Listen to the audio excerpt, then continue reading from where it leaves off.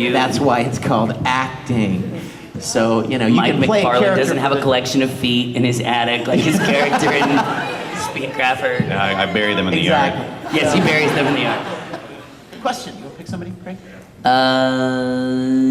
Yes, because you're leaning out into the aisle. Me. What was your favorite line that your character said in Narrating a Python? Oh my gosh, yeah, because we can all answer that Oh question. yeah. I know my favorite line of Mike's. What is it?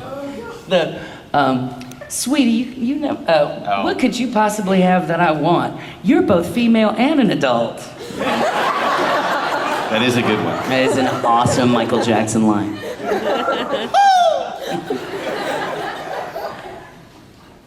I know. I also like. Oh, my big back! When he breaks it.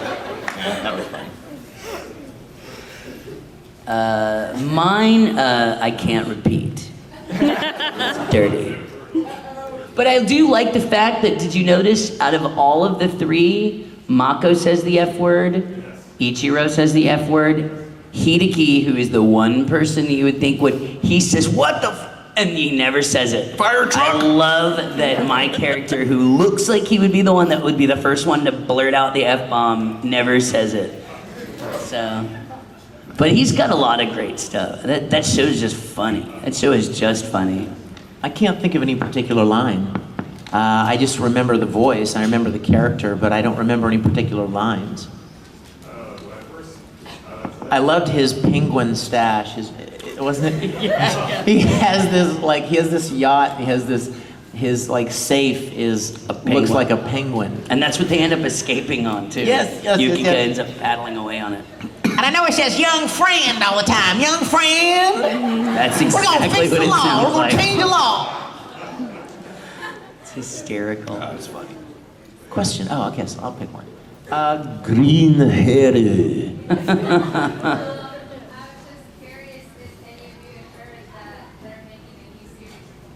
No, I've never heard that. I don't know.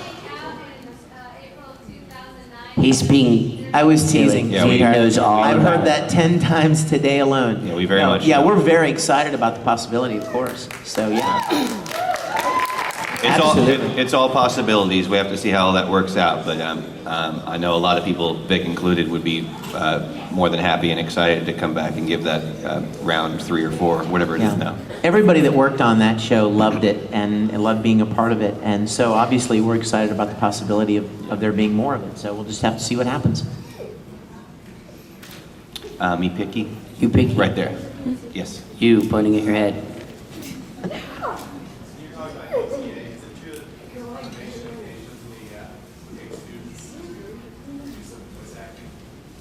From UTA? I don't think we let go to UTA and go, you, come with me.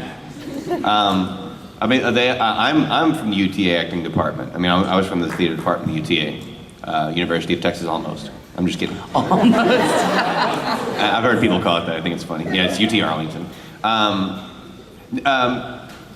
Not necessarily, like I don't know where that would have come from. I was a student there. There's a few people that were students there who, I think Caitlin went there as well. Caitlin did. And I think Caitlin's you found our language guy, or Yeah. our language lady. so it just happens to be a university that's nearby that we can rely on, that has a good training program for theater and acting and improvisation and voice work and stuff, but we don't, send someone out to recruit. You, because you're close. Have you ever had any roles that you would consider annoying to do? Yes. Like the role itself was annoying, or the character, or having to do the voice, or any of the above? Any of the above. I've played annoying characters, but I find them annoying in an endearing way. I think Leo from Ghost Stories is horribly annoying, but he's funny. I would never hang out with that kid, but I think he's funny. And there's annoying when shh in the front row.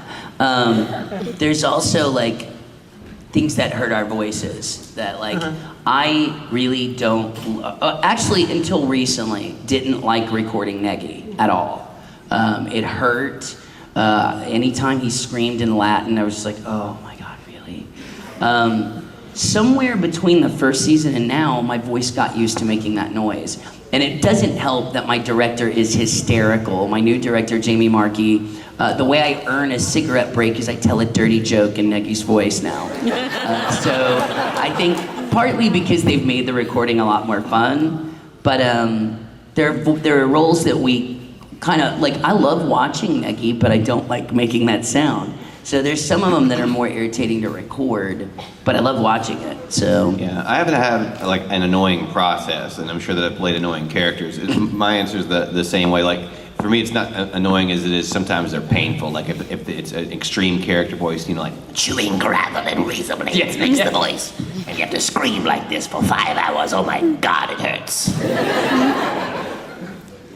So like Baby from GT or something like that. Evil, diabolical screaming. Oh my God. Yeah, Mike pretty much covered that. What Mike said, yes. Only with Vic. With, yes. Broly, Dragon Ball Z, yeah. I thought that was so funny because at the time, Vic was one of the first people from like Houston to come up and start working with us, and the two schools of like anime dubbing, at least at that point, Funimation had done mostly tournament fighting scream shows. Yeah. And they hadn't done quite as many down there. So he's like, you guys record like this all the time? Like, yeah, we scream like 7-12 hours a day. Yeah, we power up like crazy. Lucy and I just had that conversation because I recently had something, well, we had to get Wallflower knocked out like ASAP. And Lucy and I were talking and she goes, you know, isn't it funny when we first started doing this in Houston, 2 hours was a really long time to record. And she goes, and those of us that go to Dallas and work 10, 12-hour days, we're like, well, can we do that in a day now? And they're like, and the people in Houston are like, 6 hours? Oh yeah, 6 hours, sure. Yeah. Because, I mean, we sometimes, Vic and, it was originally, I think it was me, it was Vic, and then it was Monica, then it was me, Lucy, Tiffany, and Chris Patton. And we were all working on multiple shows, so it was not odd for us to come in and work on one show in the morning, one show in the evening, a different show the next morning, a different show. Like, we were literally running from booth to booth to booth, recording different shows. So 12 hours, no big deal. Yeah, I developed Gravy. huge, deep respect for the people that did DBZ. You know, the Chris Sabatts and the Eric Vales and Mike Mcfarlands who yelled like that, you know, one fight for 38 episodes, you know, and And that's a short one. yeah. And that was really more of a scruffle. It wasn't really a fight. That was just a disagreement. Yeah, it's crazy. I mean, it's crazy. I remember one time Sabat saying to me, "I used to sound like you, Vic." Have you heard his singing saying- voice? He's Yeah. got a very high tenor singing voice. Yeah. Yeah. Maybe But- once upon a time. Maybe we're gonna all sound like Sabat when we get that age. That's awesome. I want to see if in the live action movie, if they have time to put in those, 2.5 hour just scream. Oh yeah, that's right. Oh, we're gonna have to cut that scream down. The movie's only an hour and a half long.